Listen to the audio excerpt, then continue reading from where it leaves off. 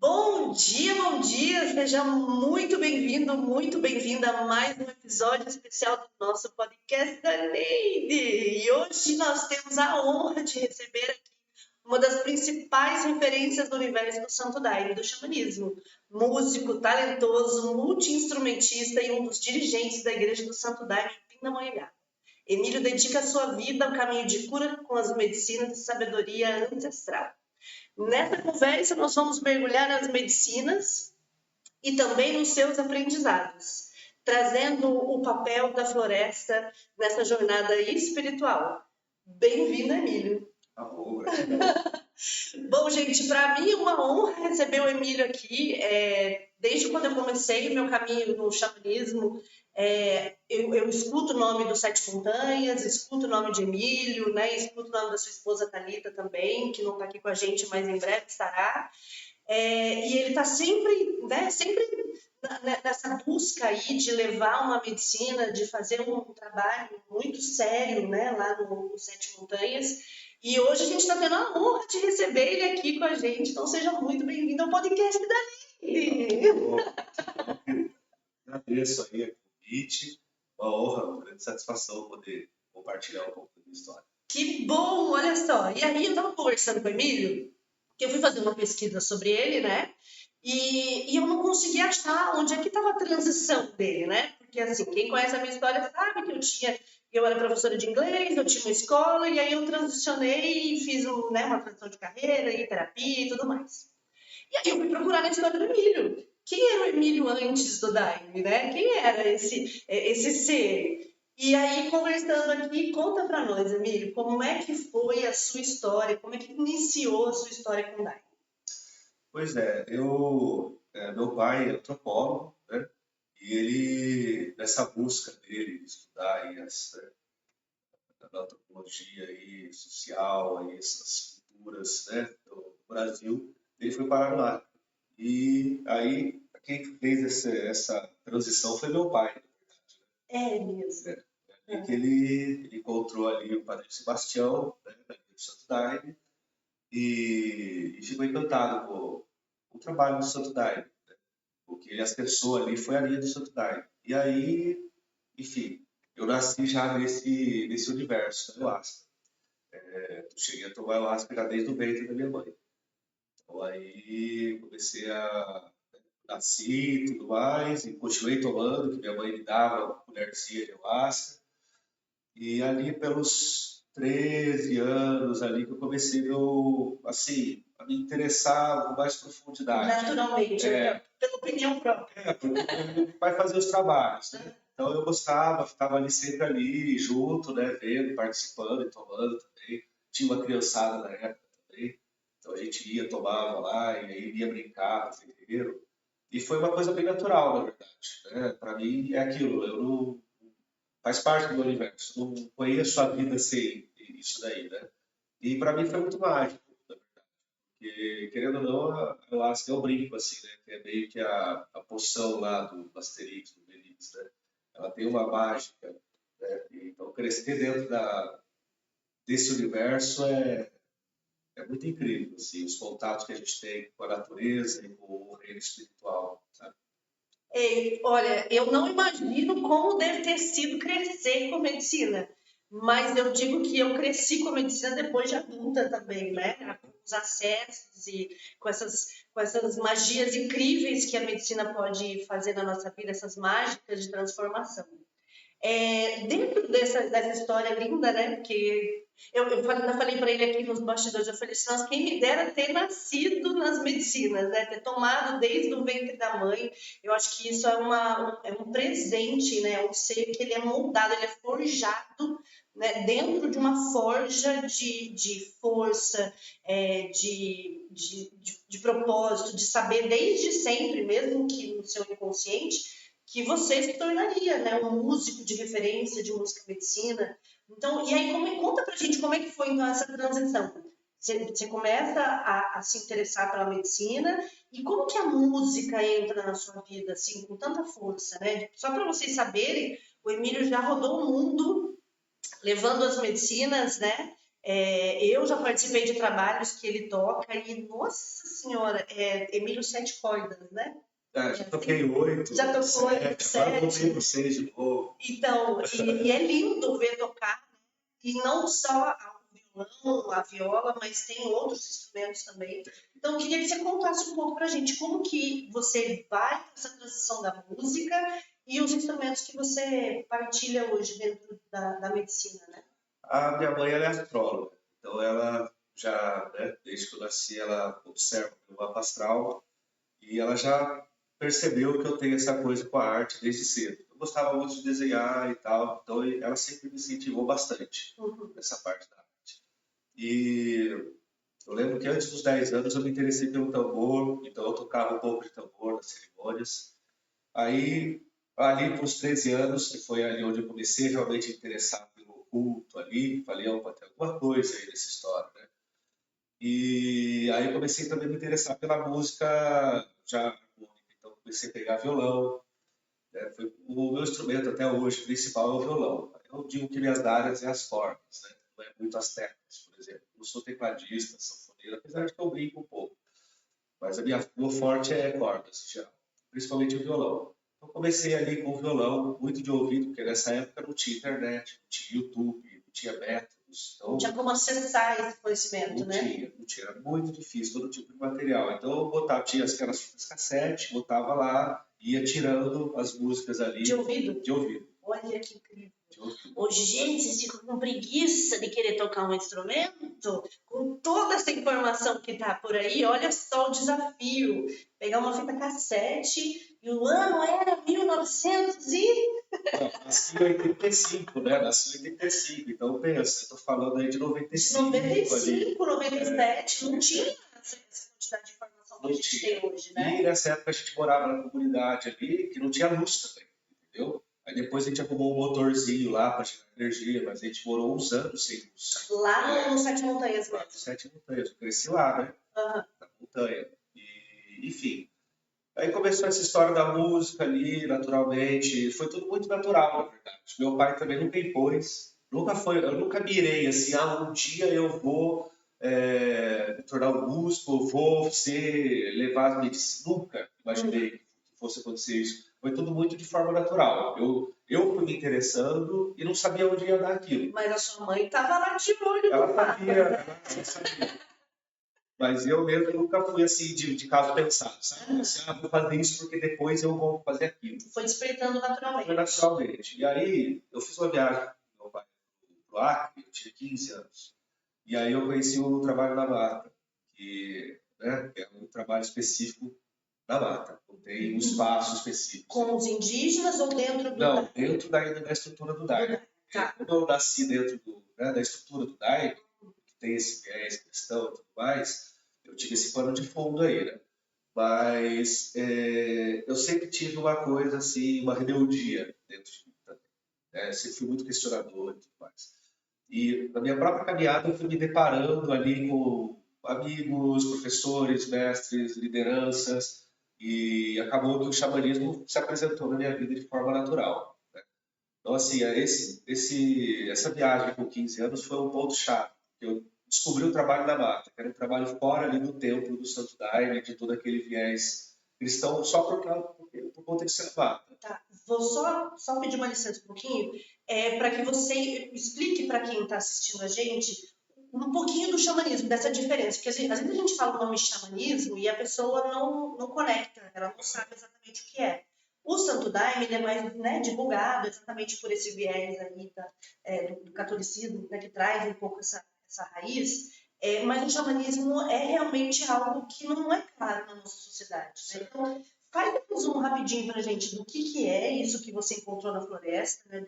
De como que como se apresenta esse xamanismo para você, para as pessoas poderem entender esse movimento. Na verdade, a gente faz essa separação, né? Tem o viés cristão, aí tem o xamanismo, e na verdade não existe separação, essa é a minha visão da história. Porque assim, o xamanismo, ele é a expressão espiritual, a expressão mais arcaica, né, de espiritualidade da humanidade. Então, o xamanismo, ele é as primeiras práticas de relação ali com o conceito do grande mistério e através também da relação com a morte, né? Começou ali nas primeiras sociedades, nos primeiros povos, 50 mil anos atrás, surgiu ali começou a surgir a compreensão da morte, então os primeiros ritos funerários, e daí também veio a figura do xamã propriamente, né, que hoje tem vários nomes nas diversas culturas, é o mesmo pajé, o mesmo quimbanda, vodum, ou enfim, né, tem vários países. Na verdade, para mim o xamanismo ele permeia tudo, ele é a raiz de tudo e ele permeia, ele convive muito bem com qualquer religião. Ele está presente desde esse tempo aí do Neolítico, Paleolítico até hoje, né? Como sendo mesmo a raiz de tudo. Isso é a minha visão, tá? Aqui não existe uma verdade absoluta, né? Mas é assim que eu vejo o xamanismo. Inclusive nas bases do cristianismo original mesmo, é xamanismo. Por exemplo, a história de Jesus diz que ele ficou 40 dias no deserto, né? Existem práticas dentro do xamanismo que se trata exatamente disso. Por exemplo, nos Lakota nós temos a busca de visão. E não só nos Lakota, mas várias etnias ali dos Estados Unidos, né? Que é uma questão de colocar o seu corpo em uma situação de desafio extremo, assim, do físico. Pode ser uma busca de visão, que seria ficar sem comer, sem falar, sem beber água por determinados dias, ou, enfim, os xamãs lá siberianos e ficavam pelados, né? Então, se colocar à prova em situações extremas ou de dor, né? De sofrimento extremo, mas para que isso? Para alcançar o estado ampliado de consciência, para poder acessar ali outros planos da existência, né? Outros planos dimensionais mesmo. Tá, então, por aí. E aí você vai para a floresta, então, com 15 anos, né? Vai lá para o Acre com 15 anos, acessa esse oculto, né? Você vê, acho que de repente você deve ter tido uma experiência um pouco mais divergente daquilo que você estava acostumado dentro das cerimônias do Daime. E aí o que acontece? Conta pra gente. Aí foi natural. Eu voltei para casa, a gente mora na montanha, eu gostava muito de acampar, vivia acampando com meus amigos, inclusive nessas caminhadas pela montanha, a gente achou uma caverna, que até hoje é o meu ponto de poder. Então, assim, todo ano, no final do ano, fechar o ano, eu vou para a caverna e passo lá 2, 3 dias lá. Literalmente você vai para a caverna? Sim, todo ano. Eu vou, porque assim, eu passo o ano trabalhando muitas vezes a serviço do coletivo. Né? E aí, assim, é difícil eu ter um momento meu. Então, esse é o meu momento. Eu vou para a caverna e lá eu tomo bastante ayahuasca e deito e deixo o dia que tiver que acontecer. Então, assim, né, voltando para a sua pergunta, eu voltei com isso, com a história do trabalho na mata. Né? Era trabalho na mata. Depois que eu fui entender que tudo aquilo ali era xamanismo, eu fui ligando os pontos. E eu pedi licença, pedi permissão do meu pai. Falei, pai, posso levar o ayahuasca lá com o Moisés, meus amigos ali, que tinha 2, 3 amigos que iam comigo. Às vezes era só o Moisés, que é o meu parceirão ali, e já fui sozinho também. Né? Mas aí ele deu a permissão e comecei a fazer essas primeiras experiências. Pegar algumas garrafas de ayahuasca, né, levar o rapé, levar o tabaco, uma mandioca, uma coisa bem simples, sem sal, sem açúcar, e passar 5 dias na floresta só tendo esse tipo de experiência. Então, assim, eu gosto de dizer que quando pergunta assim, alguém que não conhece a medicina fala assim, mas a ayahuasca tem overdose? Esses dias eu assisti um podcast de um cara falando que tem que tomar 7 litros. Né? Então, quem que toma 7 litros? Não toma. Então, não existe overdose de ayahuasca. E eu sou uma prova viva que eu já tomei 1 litro de ayahuasca uma noite. Né? Então, assim, o pessoal fala, tem as doses, né? Assim, básico, ali, 50 ml, 80 ml, tudo bem, tem, né? Porque sociedade branca tem aquele controle e tudo. Mas eu, nas minhas experiências, tive uma noite que eu tomei 1 litro de ayahuasca. Sozinho? Sozinho. Mas você estava num evento, numa cerimônia só você ou tinha mais gente? Tava eu e 3 amigos. Caramba! Todos nós tomamos 1 litro cada. Eu levei 4 litros, éramos 4, e eu dei dose iguais para todo mundo. E nós tomamos tudo. Jesus amado! Então, assim, eu fiz experiências bem profundas. Eu vou só abrir uma... Porque, assim, olha, quando a gente resolve fazer os nossos próprios enfrentamentos, né? Eu, Tatiana, vou me enfrentar, Emílio vai enfrentar ele mesmo. E todas as pessoas que decidem tomar a medicina, seja pela primeira vez ou pela 29ª vez, Não que a gente sempre morre, né, amigo? Sim. A gente é um trabalho onde você vai nascer e vai renascer, vai morrer e vai renascer, né? Vai deixar coisas para trás e vai se abrir para o novo. E muitas vezes isso dá medo, né? Na nossa sociedade, estamos falando aqui das pessoas que estão entrando nas práticas, né, de agora, não tem tanta experiência, o medo, o receio, eles fazem parte, né, do processo do ser humano também. Eu falo que toda vez que eu vou fazer uma cerimônia, dá um gelinho na barriga. E o dia que não der gelinho na barriga mais, eu devo me preocupar, não é mesmo? Com certeza.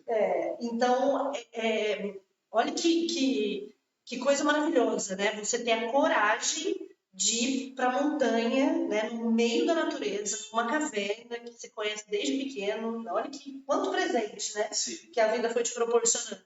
E tomar essa quantidade de medicina e saber e dizer com firmeza, com clareza que a medicina não é uma droga, que a medicina não dá overdose, que ela é uma medicina de cura, e isso também é bom a gente conversar um pouco e explicar para as pessoas, para desmistificar, né? Que também a medicina traz cura para dependentes químicos, né? Então, queria que você falasse um pouco disso também, né? Desses medos que você deve ter enfrentado. Sim. Não sei se você teve medo, ia ter medo, você teve medo de tomar esses litros todos aí? Então, o medo, precisa ter medo para ter coragem. Então, assim, nessa época, eu estava mais curioso do que com medo. Eu queria saber onde que ia. Então, a gente ia assim, com muita fé, né, com muito respeito também, mas ela estava experienciando as primeiras vezes ali de ir mais profundo. Então, eu queria saber onde que ia dar, o que acontecia, né? Hoje, já sabendo, quando eu olho o copo de máscara, eu tenho que estar muito afim, entendeu? Eu olho assim e falo, eu já sei onde vai dar, né? Então eu tenho que estar assim, imbuído daquela vontade de ir lá novamente, né? Eu já sei onde vai. Então, esses momentos para mim, esses momentos de caverna. Final de ano eu vou lá para isso, tomar bastante mesmo e me entregar para a cura da medicina. Porque eu acho que ela é assim, ela não vicia, né? Eu, por exemplo, faço cerimônias, na verdade fazemos 4 grandes cerimônias no ano, né? E aí se surge alguma oportunidade, faz alguma outra, né? Fora o calendário do templo ali do Santo Daime, que é uma igreja que é do meu pai, né? Mas assim, eu não tenho essa necessidade de estar tomando sempre. É uma coisa que eu falo de mim porque eu sou o meu termômetro onde eu posso dizer para as pessoas assim como é que é para mim, né? Então, tem overdose? Não, já tomei 1 litro e não morri. Então tá tudo bem, também não fiquei maluco, né? É claro que tem casos e casos, certo? Então, se tiver uma pessoa que já tem uma propensão a uma chama, esquizofrenia. Uma esquizofrenia. Por isso que nós temos ali a entrevista, uma ficha de anamnese, onde a gente vai poder analisar o caso da pessoa, se toma algum remédio, se usa alguma droga, blá, blá, blá, né, para poder ver se a pessoa vai estar apto ali a poder ter uma experiência com a máscara. E evitar um surto também, né? Porque o surto de qualquer doença psíquica, quando eu nunca presenciei, graças a Deus, sempre os trabalhos foram, né, bem direcionados, mas a gente já ouviu falar, né, Emílio? De pessoas que têm esse surto e que mentem na anamnese, não sei o que já aconteceu com você, a pessoa não fala a verdade. Então, assim, a verdade não é pro Emílio, não é para mim, a verdade é para você mesmo. Porque podem acontecer consequências de pessoas que tomam psicotrópicos e não fala, né? Ou que usa alguma droga e não fala. Aí vem para a medicina, porque a medicina é cura, né? Vai trabalhar a sua cura. E às vezes pode acontecer, né, de ter um surto aí, de uma psicose, alguma coisa que não vai ser agradável. A máscara é muito intensa, ela vai aflorar, vai pôr para fora tudo, né, que tem dentro da pessoa. Então, se a pessoa já tem essa propensão, possivelmente, né, pode acontecer algum surto psicótico mesmo, alguma coisa do tipo, né? Graças a Deus ali nós estamos há 24, 20 até, não sei dizer exatamente quantos anos, mas faz bastante tempo e sempre, né, conseguimos ali ter a situação dentro do controle, dentro do possível, né? Porque acontece, independente de ser o caso, acontecem processos muito fortes. Eu já presenciei muita coisa, né? Muitas vezes a gente vê uma pessoa passando por um processo muito forte, a gente imagina que essa pessoa nunca mais vai voltar. E muitas vezes acontece o contrário, a pessoa volta, sai feliz da vida e volta. Porque a gente olha se a pessoa às vezes está ali numa situação crítica e, na verdade, naquele momento é onde a pessoa está realmente se curando, encontrando o ser divino mesmo. Né? Então, a ayahuasca é muito mágica. Né? Mas é aquele dito popular que fala bastante, a ayahuasca é para todos, mas nem todos é para ayahuasca, isso é bem verdade. É bem verdade. E ó, todo mundo que senta aqui, que vem explicar alguma coisa de medicina, fala a mesma frase. Ayahuasca é para todos, mas nem todos são para ayahuasca. E dentro desse processo de música, né? E aí então você começa a fazer um trabalho diferenciado lá na mata, lá no Sete Montanhas. A música vai entrando na sua vida e teve algum momento específico que você conseguiu entender, tipo, que você conectou a música, a medicina, o templo, o seu trabalho e entendeu, putz, é isso que eu quero para minha vida. Foi na caverna. Eu prestava serviço de tocar a música do Santo Daime. Então isso foi desenvolvendo muito assim a minha técnica mesmo no violão. Mas na caverna é onde despertei para uma outra musicalidade, outras atmosferas musicais. Então na caverna ela tem o próprio eco, né? E o rio passa dentro, então fica sempre um on rolando ali. E quando a gente toma a medicina a gente fica amplificado, né? E ali com tambores e tal, e repetição, passando horas ali batendo tambor, enfim. Eu tive experiências profundas com o som da música. E foi ali onde eu recebi meus primeiros cânticos pessoais. Foi ali a primeira abertura assim, musical com profundidade mesmo, deu ir mais longe com a música. E aí, a partir disso, eu fui me desenvolvendo, né? E testando, provando aí flauta, tambores diferentes. Eu gosto muito também das linhas afro, então sempre tive um pezinho ali na Umbanda. Eu já ia em terreiro aqui e ali, candomblé, Umbanda. Gosto muito dos pontos, né, de orixá, de caboclo, de preto velho. Então acaba que assim eu sou um cara que eu aprendo muito observando. Então de eu estar em algum lugar, eu estou o tempo todo aprendendo. Então, no decorrer da minha vida, conforme eu fui crescendo, por conta de estar nesse universo da ayahuasca, naturalmente eu fui me encontrando com pessoas alguns se tornaram amigos, outros se tornaram professores, mestres, né? E as oportunidades foram aparecendo.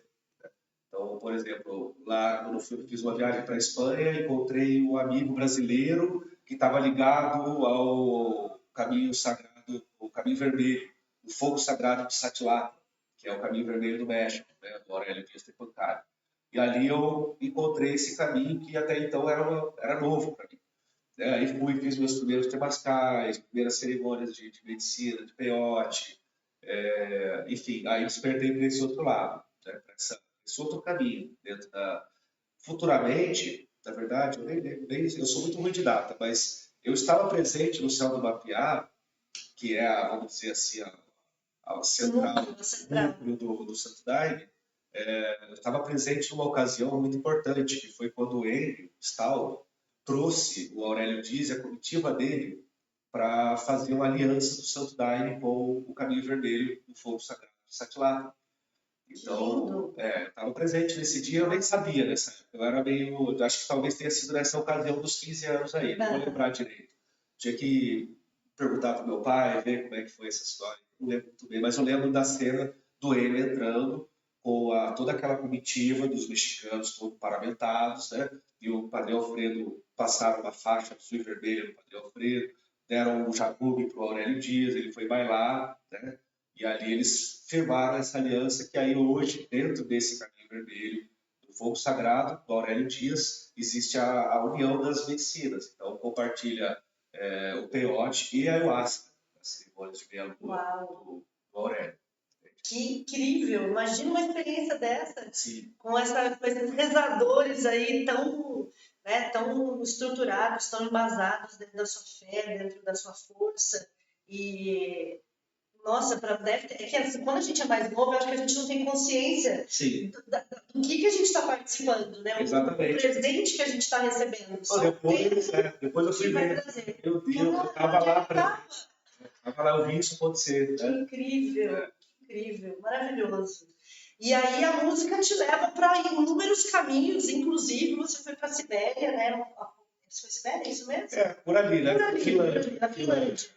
E passou um tempo lá, né? Foi numa igreja do Santo Daime também. Como é que você foi? Como é que você foi pra lá? Como é que foi isso? Teve uma história um pouco longa, eu vou resumir assim. Meu pai teve um espanhol casado com uma brasileira. Eu era bem jovem também, bem assim, adolescente. E ele pediu assim socorro pro meu pai, o casamento estava meio complicado e tal. Meu pai fez 3 trabalhos de cura pro casal e parece que deu certo.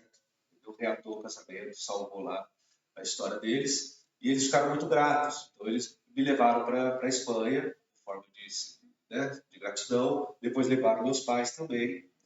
E aí depois, quando eu tinha ali 22 anos de idade, esse cara, o Diego, veio de novo para o Brasil, nos visitou, e eu nessa época já estava então mais formado, já adulto, tocando, legal, né? E ele falou, Emílio, não queres vir à Espanha, não sei o quê. E eu falei, tá bom, vamos lá, Diego. Né? Essa foi assim, a primeira vez que eu digo que eu fui assim, para a Europa, já numa outra, né? Uma outra Já posição. na sua composição, Isso, né? De outra posição. profissional. E aí eu cheguei lá, passei 1 ano e 3 meses na Europa. Então ali eu fiz muitos contatos, foi a primeira vez que eu fui já adulto, né? Fiz muitos contatos, toquei, me apresentei para o mundo com a minha música. A minha música, eu sempre digo que assim, a gente não é uma família de dinheiro, uma família assim de classe média ali, tranquilo, nunca tivemos, eu não teria, quero dizer o seguinte, eu nunca teria a chance de fazer tantas viagens como eu fiz, se não fosse pela minha música, primeiramente, e pelo universo da medicina. Da medicina, né? Então eu recebi esse convite, fui, passei esse 1 ano e 3 meses lá, fiz muitos contatos, e depois, então, a partir disso foram surgindo outros convites. Então, conheço gente da Itália, Ibiza, Holanda, Amsterdã, Dinamarca, enfim. Aí teve um dia que apareceu essa senhora da Finlândia, que é dirigente de uma igreja do Santo Daime da Finlândia. Ela veio para nossa comunidade, gostou muito da música e me convidou para ir. Depois, posteriormente, ela me convidou para ser o patrono lá no espaço deles. Então, eu tenho esse link com esse pessoal, né, da Finlândia. E aí, naturalmente, a gente sabe de Finlândia aqui no Brasil, né? Pouquíssima coisa, né? Só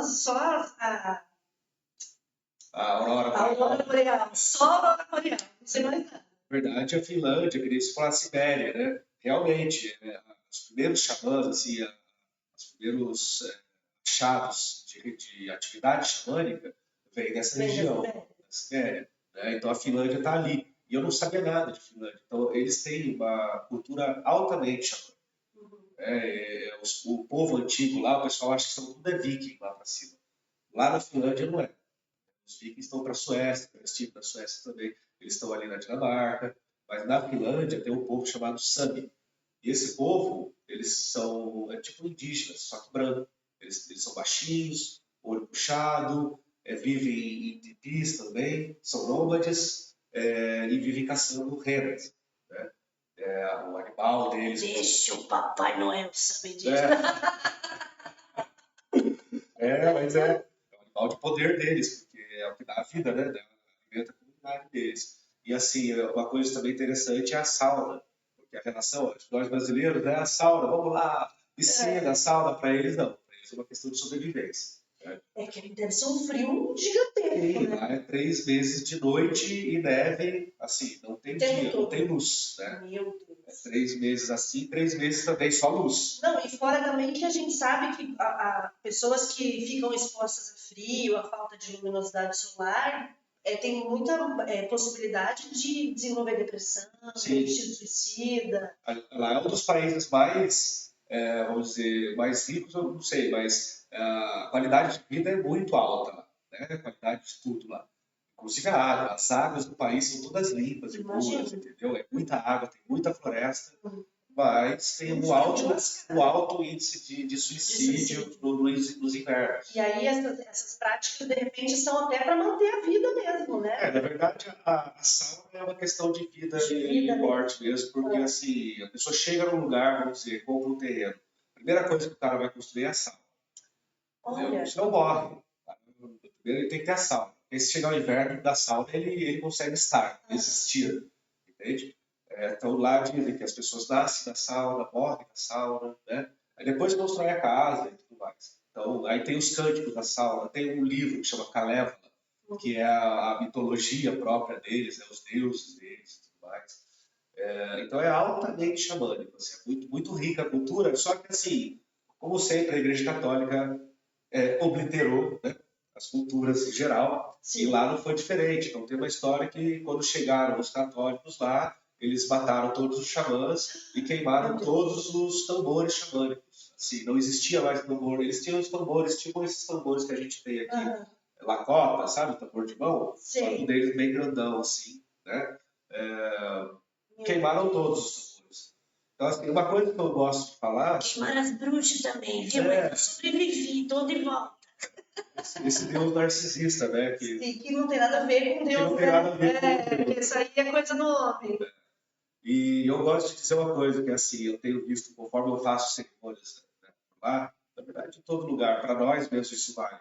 A ayahuasca tem esse poder de ajudar a gente a despertar a nossa própria ancestralidade, né? Então, eu vejo isso na prática. Por exemplo, tem uma menina lá que começou a fazer cerimônia comigo desde a primeira vez que eu fui na Finlândia, e atualmente, depois de eu ter ido já várias vezes e tal, ela está desenvolvendo um trabalho de construção de tambores xamânicos, né? Oficina, ensinando as pessoas a fazer. Então, assim, agora tem tambor xamânico lá, de novo, né?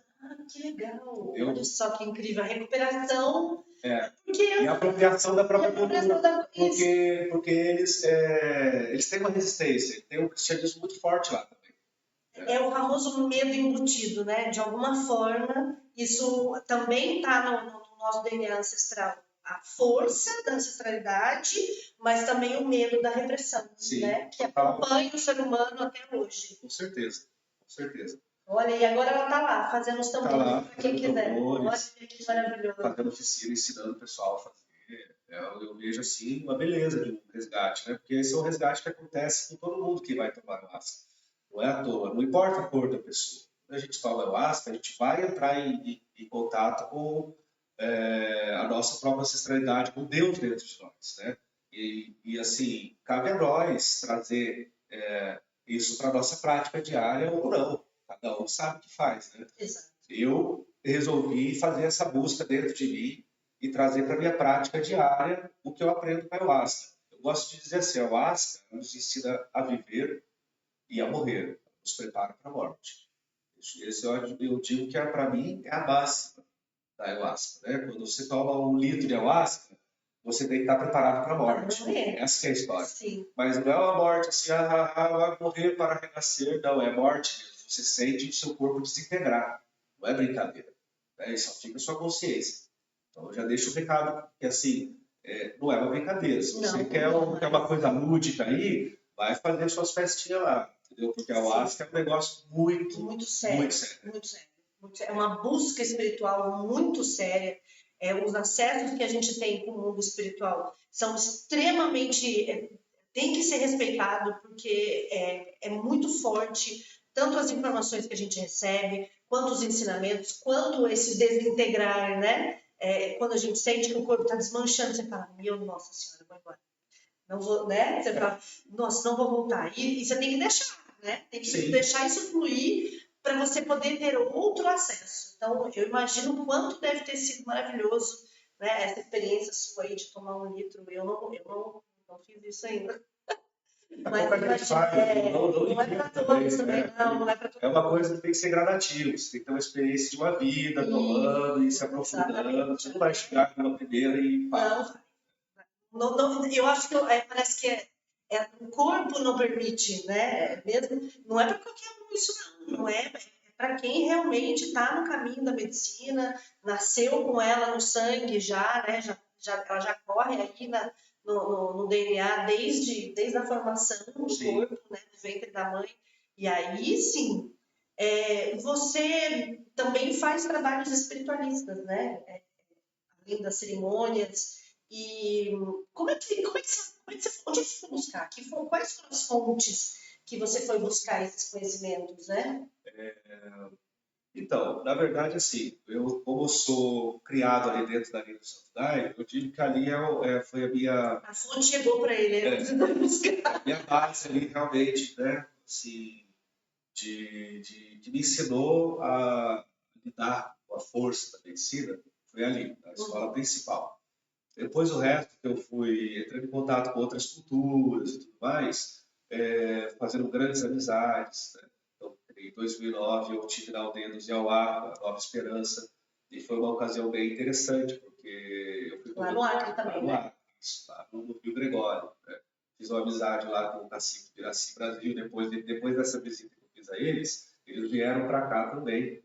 Eu conheci o velho Iauarani, pajé, que agora é falecido, mas na época tinha 111 anos. Né? Nossa! Uma das figuras espirituais mais fortes que eu já conheci na minha vida. E eu fui iniciado no rapé por ele e pelo Manuel Capacuru, meu grande professor mesmo, do rapé. Né? Eu diria que o Iauá ele foi assim, o pajé que me deu a benção assim, para poder chegar. Tem a história disso daí, né? Enfim, não vou contar a história porque é um pouco longa. A história ele vai contar para a gente aqui no curso de xamanismo que vai ter na Elevário ano que vem, e a gente vai falar dele também. Vou deixar algumas informações aqui quando acabar o nosso podcast, que é o nosso grande finale, né? Sim, sim. Falar do curso já já. Mas daí, conta pra gente como é que foi. Não, aí nessa ocasião de 2009 eu fui convidado para participar, para ir para a aldeia, porque os Iauá estavam precisando aprender, olha que engraçado, eles estavam precisando aprender a receita do chá do Santo Daime. Porque o que acontece, né? Tem muitas receitas de ayahuasca, iafé, spam, e são receitas diferentes. Muitas usam até as mesmas plantas, algumas usam algumas plantas diferentes, a mais e tudo mais, mas, no geral, as ayahuasca, o roni, por exemplo, que é o roni dos Iauá, é um chá que ele é cozido, colhido na hora, cozido, tira ali o primeiro chá ali e toma na hora. Então, toma de cuia, é um líquido mais raro, bastante água, tem que tomar bastante mesmo, né? E é maravilhoso, mas ele não tem essa propriedade de poder ser armazenado por muito tempo. Ele vai estragar. Tem que ser fresco. Ele tem que ser fresco. Você vai tomar o que sobrar, vai descansar. Isso eu aprendi lá, eles me mostraram, eles cozinharam e ele tomei esse, né? E eles estavam precisando aprender uma receita que fosse possível armazenar. A receita, né? A do Daime, ela permite que ela seja armazenada por 20, 30, 40, 50 anos, sem estragar. Né? Dependendo da forma como for armazenada, dura uma vida. Né? Então eu estava lá nessa ocasião, fazendo o primeiro feitio de Santo Daime. E então nós fomos lá eu fui lá para basicamente para tocar o violão. Esse foi o meu trato com o Davi, que foi o cara que me convidou. Em troca de eu poder ir participar, eu teria que tocar o violão nas cerimônias e trabalhar no feitio. E é isso, também, só dando um parênteses aí, eu sou o feitor da minha comunidade, eu cozinho o chá da minha comunidade. Venho cozinhando o chá minha vida inteira, na verdade. Tenho meu padrinho Jurival, que foi um cara que aprendeu com o padrinho Sebastião, que aprendeu com o mestre que deu, tem uma linha ali, né? E esse meu padrinho foi o primeiro, assim, meu primeiro grande mestre, depois veio alguns outros. Hoje vou fazer 40 anos no ano que vem e, né, estou formado ali, preparado para cozinhar a medicina da minha comunidade. Nossa, que demais, né? Imagina você receber essa, que é um presente da vida, você Sim. passar por um processo todo desse, receber essa informação que vem do Padre Sebastião, que vem do Mestre Neu, e entrar nessa linhagem, né? Isso é muito, deve ser muito gratificante para você como ser humano, receber um presente tão lindo, né? Não, com certeza. Eu me sinto muito feliz, realizado de chegar nesse ponto da minha vida agora e poder também, porque eu sempre tive muito receio de dizer que sou feitor. Né? Sempre falava, não, eu sou cozinheiro, estou aprendendo. Né? A gente está sempre aprendendo, na verdade é essa. Né? Mas a gente sempre tem o que, né, aprender e o que melhorar. Mas eu estou num ponto agora que é garantido que a medicina vai sair boa, bem forte, de qualidade. Né? Mas voltando lá para a aldeia, nessa ocasião, eu estava lá para isso, e aí conheci o Manuel Capacuru, conheci o Pajé, ia lá, e fui levado, fiz uma amizade com o Manuel, por conta do rapé, que eu estava querendo aprender, e aí ele me levou para me iniciar no rapé lá na casa do velho. Então, eu tive uma experiência muito forte nessa iniciação de rapé que eu tive por lá, que é uma história que eu vou contar depois, né, no curso. Então, assim, o que acontece? Conforme eu encontrei o pessoal do Caminho Vermelho, o pessoal ali, os indígenas do Brasil mesmo, das Patimanças e tudo mais, eu fui agregando, como eu falei, eu aprendo de observar, de estar ali compartilhando, eu já vou aprendendo música, a cultura, e vou assimilando e vou trazendo para a minha prática da minha comunidade. Então, assim, conforme eu fui ali sendo iniciado no Caminho Vermelho, eu já fui trazendo a prática do Temascal, né? Cachimbo, para as nossas cerimônias. Conforme eu fui fazendo pagelanças e participando desse tipo de cerimônia, também fui trazendo esses elementos, né, das pagelanças. Então, algumas iniciações que eu passei também foram enriquecendo esse processo. Né? Hoje eu trabalho com rapé, faço rapé desde 2009. Então, eu faço o rapé, eu trago os cânticos, os rezos, o rapé, tudo isso, né, aprendi ali com um grande professor. Então, são experiências que vão enriquecendo. E aí, assim, tudo que faz sentido para mim, que eu vejo que, né, que é importante ser absorvido por mim e transmitido para aqueles que chegam, eu trago para a minha prática. E também tudo aquilo que eu não vejo muito sentido, eu também... É uma liberdade, né? Você fazer as suas próprias escolhas, saber fazer as suas próprias escolhas. A medicina ensina muito isso, esse papel intuitivo. Olha, isso aqui é bom para mim, isso daqui eu vou deixar passar, que não é o que eu quero, pelo menos para esse momento. Aí é muito interessante que passa o tempo, essa experiência que você não estava dando muita bola, ela volta para a tua vida meio que repaginada, e aí faz muito sentido naquele momento. Acontece. Né? Então, esse papel intuitivo mesmo, essa liberação da sua intuição que a medicina trabalha, né? Emílio, a gente vai trazer aqui para Elevare em 2025 o curso do xamanismo e eu queria que você contasse um pouco para as pessoas, principalmente as pessoas que já praticam a medicina ou as que não praticam e né, querem saber um pouco mais antes de fazer uma cerimônia, de participar de uma cerimônia de medicina. Então, eu queria que você falasse qual a importância da gente aprender sobre o xamanismo, o pessoal aí que é dessa vibe aí de medicinas da floresta, o que isso modifica na vida do ser humano, para onde que te leva, né, os benefícios de você aprender sobre o xamanismo, e que a gente vai estar aqui em janeiro para explicar tudo isso para todo mundo. Mas queria que você desse aí um start aí para galera, vocês ficarem com vontade de vir fazer o curso, Emílio, porque vai ser incrível. Olha só quanta sabedoria, quanta experiência, 40 anos de vida, recebendo a medicina desde a barriga da mãe, né, passando por inúmeras transformações, visitando inúmeros lugares, inúmeros países, tendo inúmeras experiências. Uma pessoa dessa, eu tenho certeza que agrega muito na caminhada das pessoas que estão entrando agora para o mundo das medicinas, ou que já participam, mas não têm muito conhecimento, né, Emílio? Sim. E aí, às vezes, a gente estava conversando aqui no começo, às vezes uma pessoa tem uma miração, e aí ela chega para quem está, né, para o mestre de cerimônia ali e fala, mestre, nossa, apareceu para mim uma miração, o que isso significa? Aí não tem como a gente fazer essa interpretação, né? Isso é muito individual de cada um, mas aí a gente precisa ter um conhecimento. E o xamanismo traz essas verdades, né, para a pessoa poder se compreender. A simbologia. As simbologias, né, os arquétipos. Então, eu queria que você falasse um pouquinho como é que vai ser esse curso, o que você vai trazer, né, e os benefícios para as pessoas. Esse curso ele surgiu, assim, eu comecei a escrever um livro para mim mesmo, para o meu círculo pessoal, ali, o círculo, né, de iniciados. E aí eu, naturalmente, me convidaram para fazer uma aula sobre xamanismo, e aí eu comecei, então, até abandonei um pouco e comecei a escrever o curso, né? E no meu livro ali, logo na introdução, eu falo, olha, tenho visto muito a palavra xamanismo sendo banalizada, né? E reduzida a apresentações do tipo cerimônia de ayahuasca, curso de xamanismo. Eu mesmo tenho uma grande resistência com esse negócio de curso de xamanismo. É paradoxal, né? Porque agora estou falando de fazer um curso de xamanismo. Como você mesmo falou, né? A gente às vezes não quer aquela prática ali, depois a gente acaba entendendo que tem uma importância. Tem uma importância. Né? Porque é isso, acaba que o sistema capitalista ele banaliza tudo, né? Embora. Então, ou seja, você vê o rastafarianismo, tem toda uma cultura super profunda, e hoje você vê lojinha de tabaco aí com Bob Marley e tudo mais. Aí, então, assim, banaliza as culturas, né, em geral. Então, eu vejo, assim, muito importante a necessidade de falar sobre xamanismo. Porque, como eu falei ali lá no começo, né, o xamanismo ele é uma expressão espiritual mais arcaica.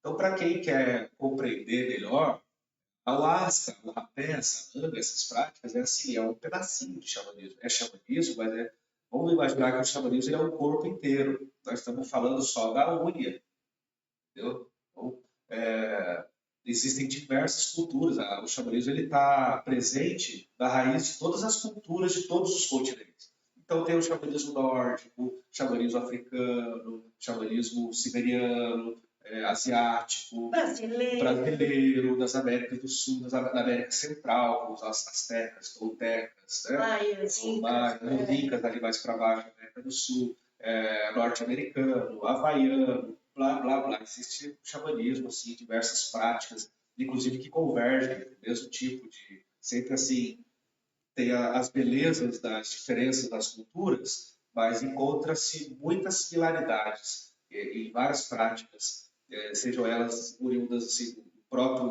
do xamã em si, da figura do xamã e suas técnicas de ampliação de consciência, e práticas da cultura, culturais mesmo, que eu falei, prática, a coisa do sofrimento. Essa coisa aí, a luva de formiga que tem aqui na América do Sul, de quando o cara vai fazer um rito de passagem para virar hora. Né? Das aldeias indígenas. Das aldeias indígenas, né? Tem muitas essas práticas do sofrimento. Lá no norte, os caras ficam pelados, saem da sauna e mergulham no lago gelado, congelado, né? Faz um buraco, né, no gelo e entra na água gelada, enfim. São muitas práticas assim que, na verdade, levam para a mesma... A intenção é a mesma, que é a ampliação da consciência. Então, eu digo assim, isso eu falo tudo no curso. Então, na verdade, o curso é o seguinte, eu faço o levantamento em ordem cronológica, né, de 50 mil anos atrás. Hoje vou falando e colocando os conceitos principais ali em ordem cronológica. Onde surgiu a roda da vida, né, o conceito de roda das estações, a árvore da vida, onde surgiu o conceito de árvore da vida, inserido em diversas culturas, né? Tem muitas árvores da vida, árvore do conhecimento, árvore da sabedoria.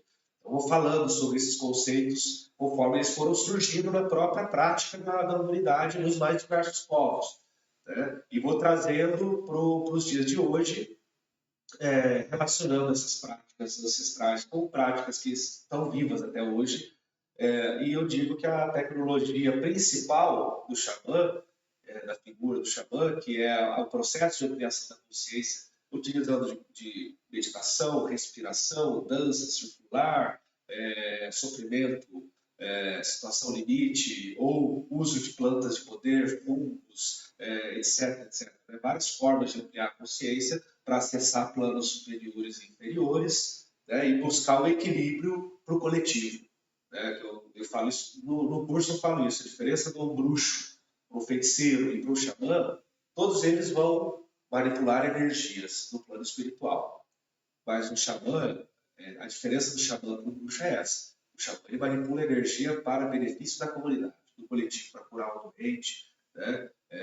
Ou enfim, ou para proteger a comunidade de alguma tribo inimiga, vamos dizer assim. Ou de doenças, né? Ou para interagir com os poderes da natureza, para pedir uma boa colheita, etc, etc. Né?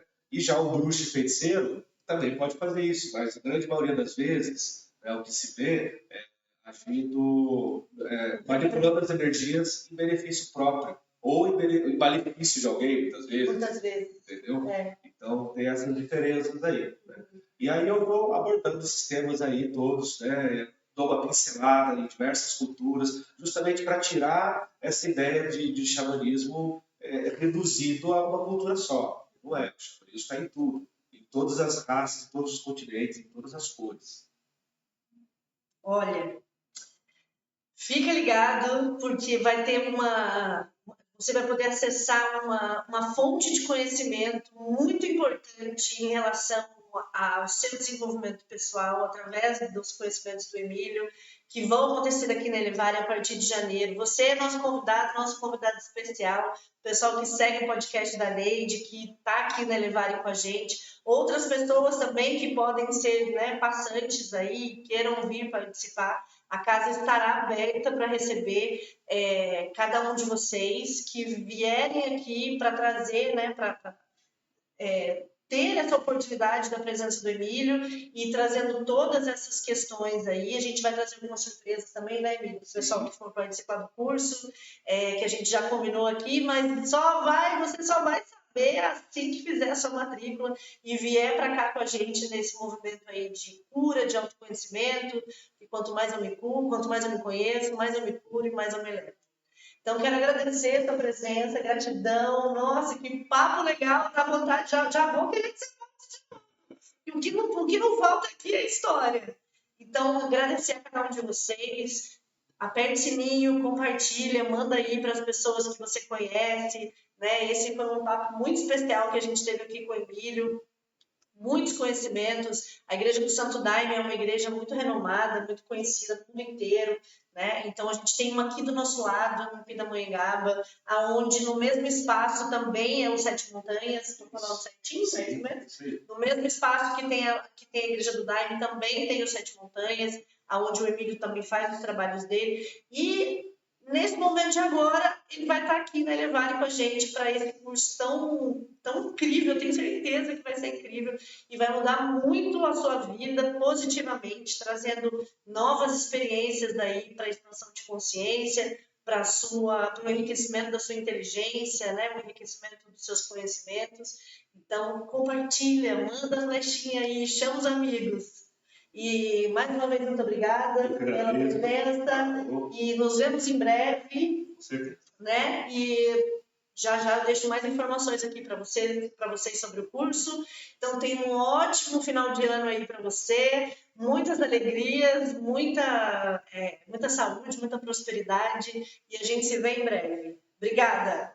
Tchau, tchau. Tchau, tchau. Shabbat, shabbat.